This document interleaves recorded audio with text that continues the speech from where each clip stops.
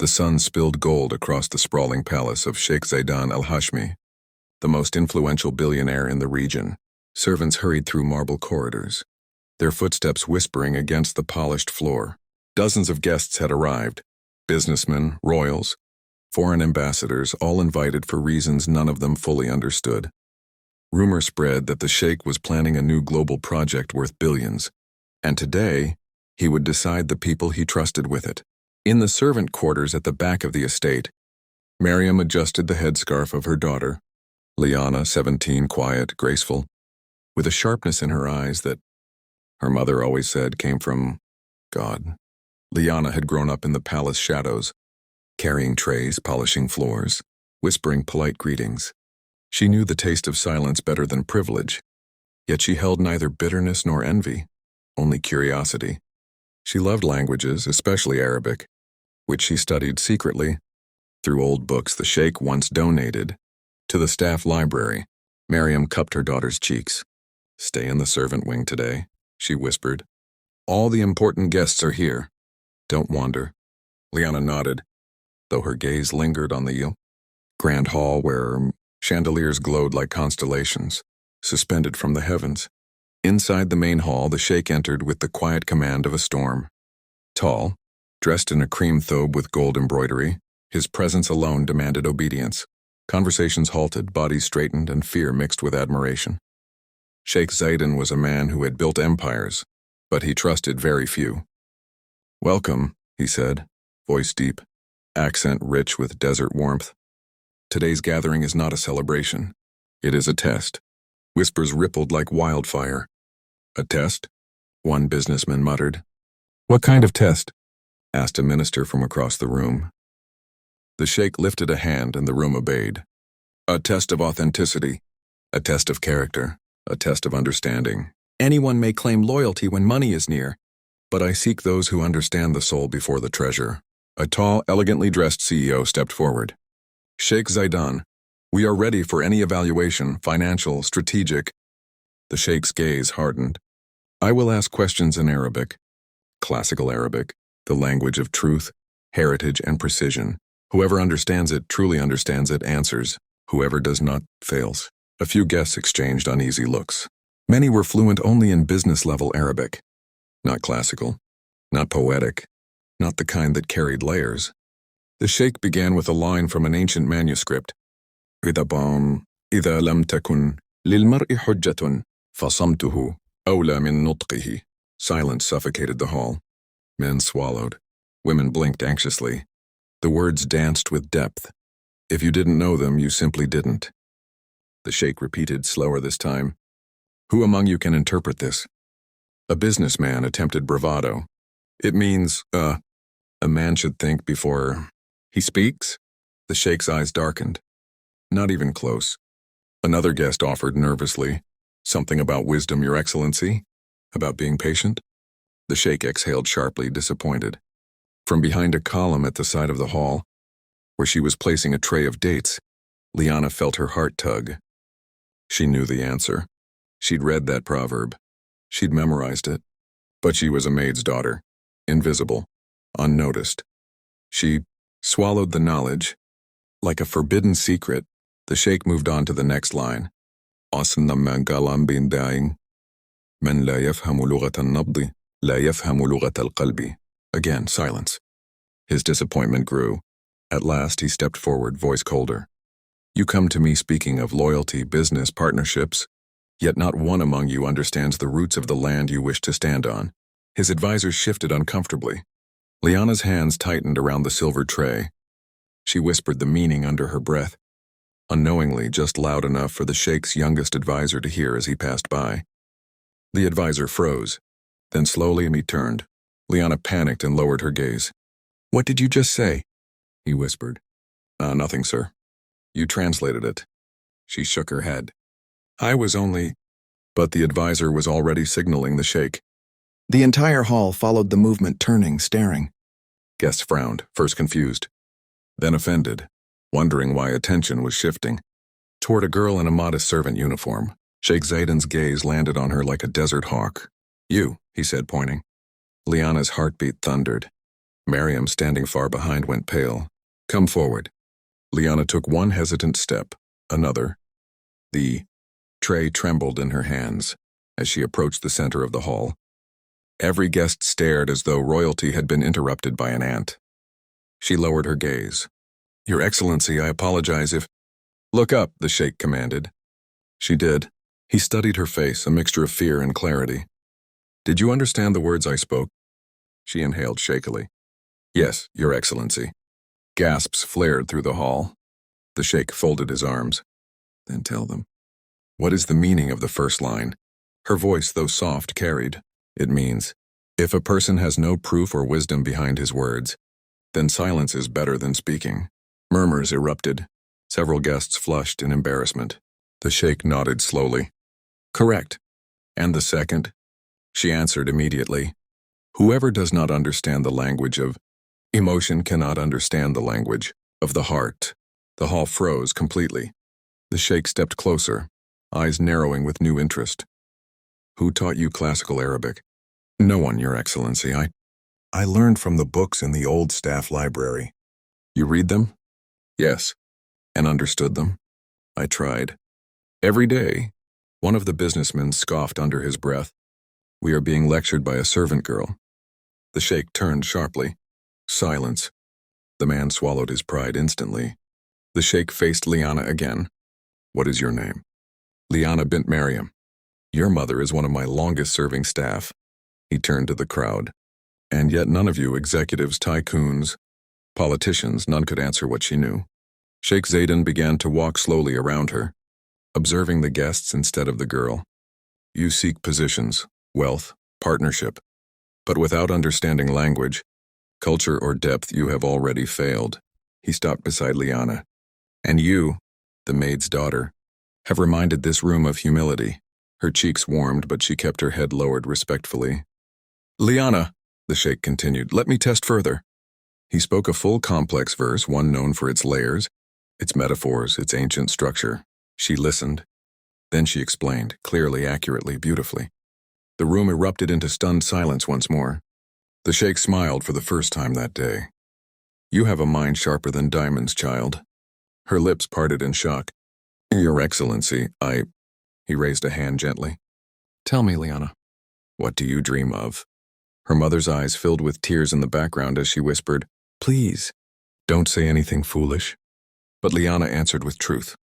I dream of studying languages, becoming a translator, maybe even a scholar. But it is not possible for someone like me. The Sheikh straightened proudly. Someone like you? She nodded. A servant's daughter. The Sheikh turned to the hall, his voice rising with thunder. Let it be known. Knowledge does not belong to bloodline. Wisdom does not belong to wealth. And intelligence does not bow to status. He faced Liana again, his voice softening. Your dream is no longer impossible. Her breath shook. What do you mean? He glanced at one of his advisors. Prepare full sponsorship for her education, private tutors, a scholarship to the best university in the region, and a permanent place in the Al-Hashmi Foundation for Cultural Preservation. The hall erupted, not with applause but disbelief. A few VIPs protested. Your Excellency, this is highly irregular. The Sheikh silenced them with a single glare. He turned to Liana. You have earned this, not through connections, but through knowledge, through effort. Her eyes filled with tears she tried desperately not to let fall. Shukran, Your Excellency. Thank you. Mariam rushed forward despite protocol, falling to her knees crying in gratitude. The Sheikh lifted her gently. Your daughter is a treasure. You raised her well. Then he addressed the hall with a tone that shook its pillars. Today's test is over. The only one who passed was her. Liana lowered her head again, but this time not from fear, from pride blooming quietly inside her. And in that vast hall of power, wealth, and ego, the world froze, because a maid's daughter, armed with nothing but knowledge, had humbled them all. The palace air felt different after that moment, charged, tense yet strangely hopeful. Even after the Sheikh dismissed the crowd temporarily to reflect on their failure, many guests lingered, whispering about the maid's daughter who had just outshone them all. Some were impressed. Others were offended. But none could forget her name now. Liana stood near her mother, gripping the tray to steady her trembling hands. Miriam held her shoulders tightly, tears still streaming. "You shouldn't have stepped forward," she whispered, though her voice wavered between fear and pride. "You risked everything." "I didn't step forward," Liana replied softly. "He called me." "And you answered," Miriam said, brushing a tear away from her cheek. "That is what scares me." "Do you understand what kind of attention this brings?" Liana looked across the hall. The Sheikh was speaking with his advisors, but every so often, his eyes flicked toward her, assessing, calculating, impressed. Not once did they show doubt. "I don't think he means harm," Liana whispered. "Harm? No, but greatness." Miriam sighed. "Greatness is dangerous, my child." Before Liana could answer, the Sheikh's youngest advisor, a man in his late 20s named Omar, approached them. His posture was formal, but his eyes were warm. "Miss Liana," he said respectfully, "His Excellency would like to speak with you privately." Miriam stiffened immediately. "Privately?" Omar nodded. "Yes, ma'am." In the study alone, Miriam nearly stepped in front of her daughter. "She's only 17. She is a servant." "She isn't—" Omar raised both hands gently. "Please, madam, nothing improper. The Sheikh simply wishes to ask her questions and offer her an opportunity." Liana touched her mother's wrist lightly. "I'll be fine." "You're sure?" "Yes." With reluctant steps, Miriam allowed her daughter to follow Omar down the ornate hallway. The walk felt endless, the carpets thick, the walls decorated with ancient calligraphy and swords older than empires. As they approached the study, Liana's nerves tightened like a rope around her chest. Inside, the Sheikh stood facing a floor-to-ceiling window, hands clasped behind him. "You may leave us, Omar," he said without turning. Omar bowed and withdrew. The doors closed. For a moment, nothing moved. Only the desert wind whispered outside. "Come here," the Sheikh said. She obeyed, stopping a respectful distance beside his desk. He turned slowly toward her, his expression unreadable. "Do you know why I tested the guests today?" She shook her head. "I am starting a cultural foundation," he said, "one that will protect classical Arabic literature, revive ancient manuscripts, translate forgotten poetry, and teach this generation what identity truly means." "That is beautiful, Your Excellency." "It is necessary," he corrected. "A nation that forgets its language forgets its soul." She nodded. "But I discovered something unexpected," he said, lowering his voice. "Those who claim to be educated, who boast degrees and titles, could not understand even the simplest line." Liana said nothing. "And you," he continued, "with no privilege, no training, no teacher, understood perfectly." She swallowed hard. "I only read what I could find." "And yet you absorbed more than they ever have." He studied her silently. "Tell me, Liana, do you know why I built the staff library?" She blinked. "No, Your Excellency, because I believe brilliance can be born anywhere, even in the quietest corners of my palace." Liana felt something warm unravel inside her chest. The Sheikh continued, "But brilliance must be nurtured, protected, polished." He walked around the desk and sat down, gesturing for her to take the chair opposite. She hesitated, unsure if a servant was allowed to sit in front of him. When he noticed her hesitation, he softened. "Sit, child. When I ask for your mind, do not stand like a stranger." She sat slowly. "Good," he said. "Now tell me honestly, would you be willing to join the foundation?" Her lips parted. "Me? Yes, as a student. A trainee.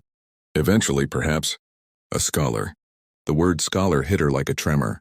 I would love that," she whispered. "But I don't know if I am worthy. You proved your worth in front of the entire elite of this country." Her face warmed. The Sheikh leaned forward.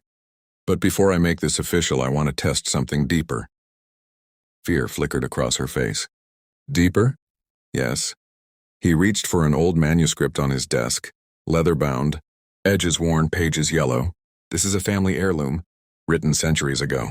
I want you to read a passage." Her hands trembled slightly as he handed it to her.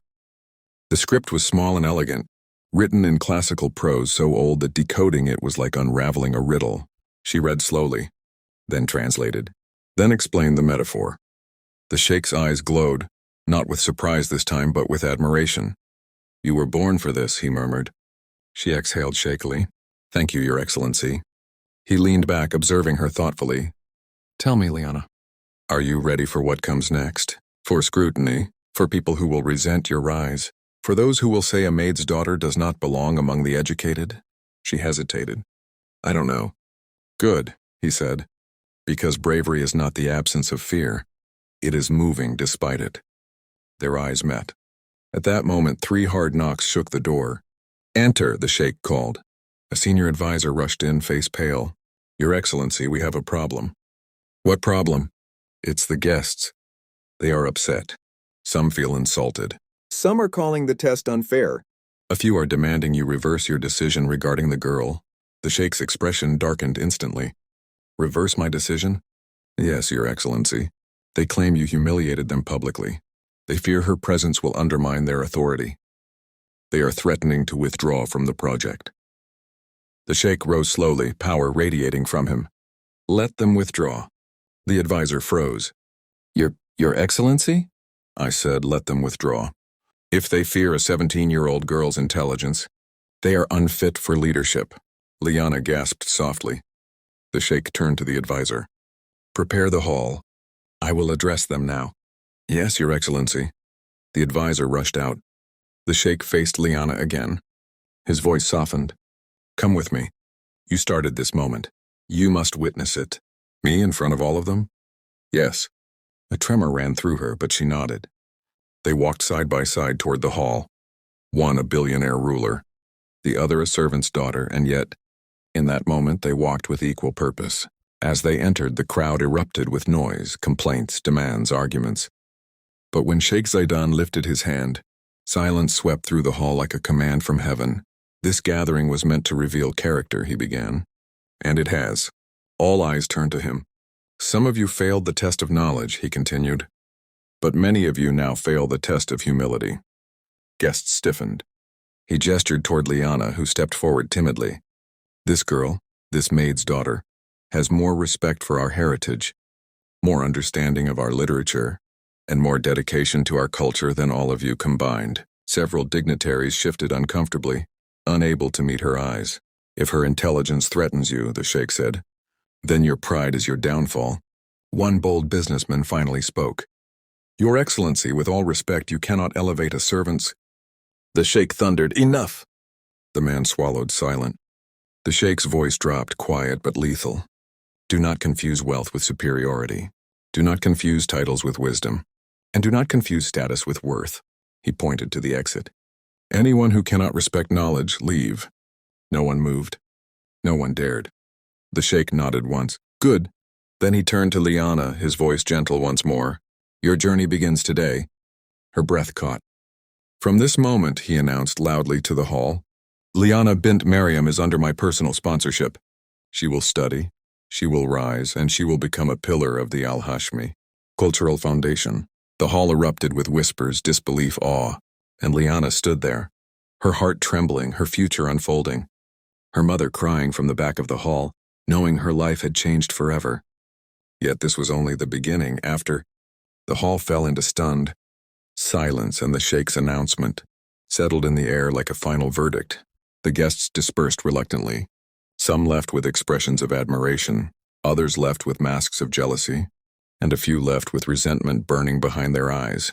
Quiet, dangerous resentment.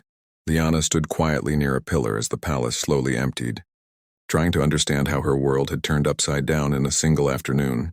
She touched her fingertips together nervously, wondering whether she had imagined everything, the test, the praise, the scholarship, the Sheikh's unwavering defense of her. Her mother approached, wiping her eyes. My daughter, Maryam whispered, cupping Liana's face. What has God written for you? This is more than fortune. This is destiny. Liana hugged her tightly. I don't know, Mama, I'm scared. Everything happened so fast. Great storms come suddenly, Maryam murmured. But they leave behind clearer skies.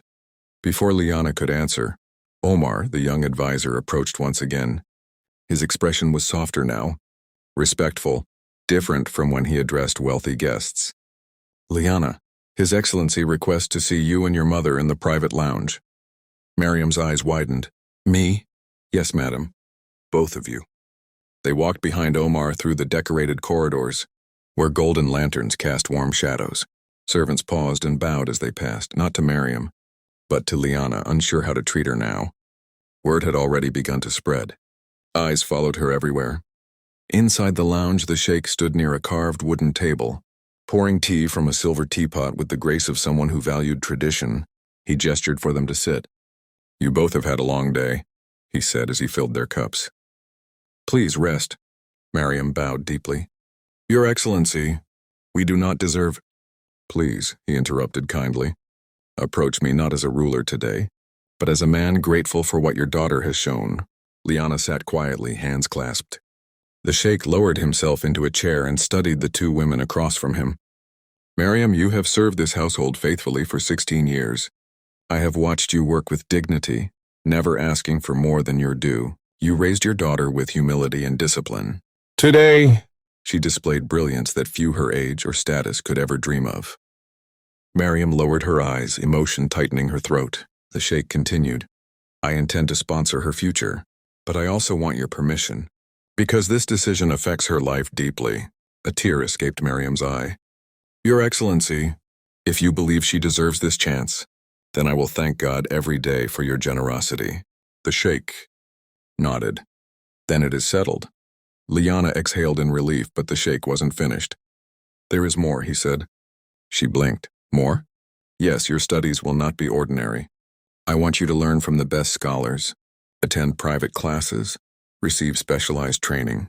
You will have tutors for classical Arabic, linguistics, manuscript preservation, and ancient poetry. You will travel with the foundation to historical sites, archives, and conferences. And when you are ready, you will become one of our youngest cultural ambassadors." Liana's breath caught. "Your Excellency, this is too much. I don't know if I—" "You will be guided," he reassured. "You will not be alone." There was sincerity in his voice, a protective warmth that surprised her. But someone else had been listening. Just outside the half-open lounge door, a pair of cold eyes watched silently. The senior advisor who had earlier complained to the Sheikh about her presence. His name was Farouk al-Dahlan, a man used to power, influence, and unquestioned respect. His jaw tightened as he listened to Liana, receiving privilege beyond anything he had in his youth. He stepped back quietly, his expression darkening. Inside the lounge, unaware of the brewing danger, the Sheikh said, "You will begin tomorrow morning. Wear something comfortable. Your first tutor prefers outdoor lessons." Miriam nodded. "We will be ready." As they stood to leave, the Sheikh paused, looking directly into Liana's eyes. "One more thing." She looked up. "Don't shrink yourself," he said softly. "You spoke today with confidence. Keep that fire. The world will try to dim it." She nodded slowly. "And if anyone dares to belittle you for your beginnings," he added gently, "remember, I began with nothing too." Her eyes widened with surprise. She had never imagined a man of such wealth saying those words. "Good night, Liana," he said. "Good night, Your Excellency." As she and her mother walked back through the palace corridors, she could still feel his gaze resting on her like a steady, reassuring weight. But as soon as they reached the servant wing, the mood shifted. A group of palace workers stared at her with wide eyes. Some whispered excitedly. Others whispered bitterly. "Is it true? The Sheikh is sending her to university? I heard she embarrassed the entire council. She's just a servant's daughter." "Why her?" "She must have impressed him somehow. Or maybe he just feels sorry for her." Liana lowered her gaze, uncomfortable under the sudden attention. Miriam squeezed her hand. "Ignore them. Jealous tongues are sharp, but not all whispers came from jealousy. Some came from another corner, darker, layered with quiet malice." Farouk, the senior advisor, walked past the corridor with two influential guests who had stayed behind. They spoke in low, menacing tones. "One servant's child threatens your position?" one guest asked mockingly. "It's not the girl," Farouk muttered. It's the Sheikh's attention. He trusts her now. Too much. What do you plan to do?" Farouk's jaw hardened. "I will remind the Sheikh that the world has rules. And a servant remains a servant." Liana didn't hear that part. But the storm was forming quietly, slowly, just beyond her innocent hope. That night she lay awake on her small bed, staring at the ceiling of the servant quarters, overwhelmed by everything that had happened. Her future no longer felt like a path. more like a sunrise breaking, open after years of darkness. She pressed her hands to her heart and whispered, "Please, God, guide me through this."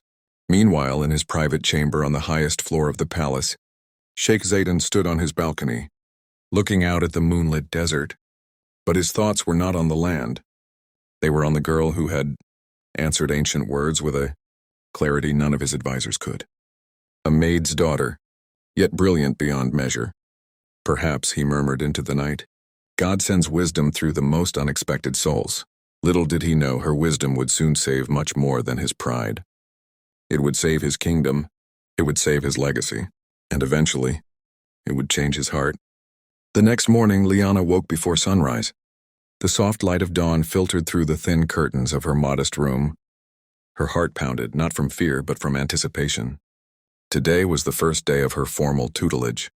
Under the Sheikh's personal guidance, she had dreamt of studying beyond the palace's servant quarters.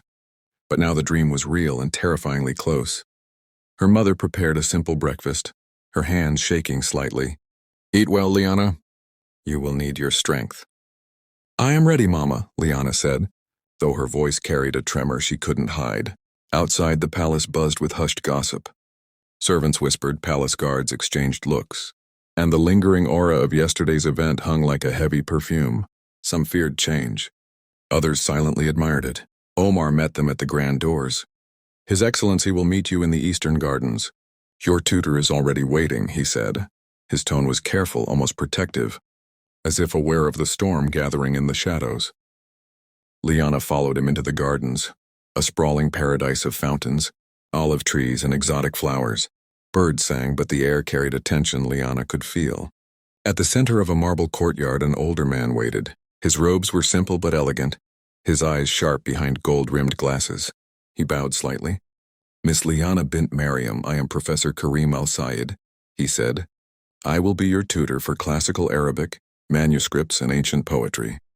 You are already well ahead, I hear, but mastery is earned through discipline and patience." "I will do my best, sir," Liana said, bowing respectfully. Professor Karim smiled faintly. "Good, then let us begin." They walked together under the arches of orange blossoms. He handed her an ancient scroll. Read aloud, then translate. "Do not rush. Let the meaning unfold naturally." Liana took a deep breath and began. Her voice wavered at first, but grew steady as she navigated the archaic script. Professor Karim's expression remained unreadable, but after a few minutes he nodded with approval. "You have talent," he said, "but you must remember, knowledge is only valuable when shared. Tomorrow you will lecture to a small group of scholars. Today is preparation." Liana's eyes widened. "Lecture? I'm not ready for that." Professor Karim's eyes softened. "No one ever is at first, but greatness requires courage." Meanwhile, inside the palace, Farouk al-Dahlan paced his office. He had not forgotten the humiliation of the previous day. The Sheikh's favoritism toward Liana had not gone unnoticed, and he intended to act. "Sheikh Zaydan is blind to her age. Her status," Farouk muttered, slamming his hand on the mahogany desk. "The girl's rise undermines every plan I have. Every influence I wield.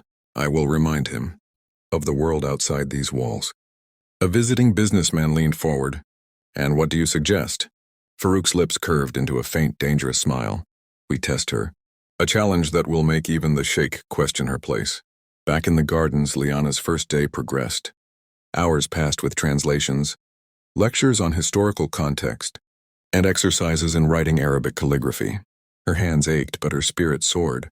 As the sun began to dip, casting long shadows across the courtyard, Sheikh Zaydan appeared. He had observed the day quietly, unseen, like a silent guardian. "You work hard," he said, his voice calm but carrying weight. "I am pleased." "Your Excellency," Liana began, unsure if she should speak.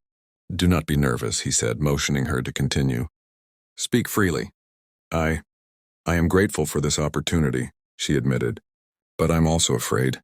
Afraid I may fail you or that I am not worthy of your trust." The Sheikh smiled faintly. "Fear is natural." "It is not failure. Courage is acting despite fear." A quiet moment passed. The wind rustled the leaves above, carrying the faint scent of jasmine. Suddenly, a shadow passed at the edge of the garden. Farouk had sent one of his agents to observe. Sheikh Zaydan noticed instantly. His gaze hardened. Do not worry, he said, protective. No harm will come to you while I am aware. Liana blinked, surprised. Your Excellency? I will not allow anyone to use ignorance or jealousy to harm you, he said firmly. Remember, your mind is your shield. The next day, as Liana prepared for her lecture to the visiting scholars, tension thickened. Whispers had already spread. Some scholars were openly skeptical, some resentful and a few intrigued. Farouk had whispered doubts in many ears, planting seeds of mistrust. When she entered the hall, Professor Karim at her side, every eye turned. The air was electric. The Sheikh seated at the front observed silently. His presence was a calm anchor. Though Liana could feel the weight of dozens of critical eyes on her, she stepped forward, scroll in hand, and began to speak. Her voice, steady and melodic, carried the words across the hall. She explained the historical context of the text, revealed hidden meanings, and translated archaic metaphors with clarity. By the time she finished, the hall was silent. Scholars exchanged astonished glances. Some murmured in disbelief. Others nodded respectfully. Sheikh Zaidan leaned forward, a rare, proud smile on his face. But Farouk, seated in the corner, clenched his fists. He would not give up. The storm was only beginning.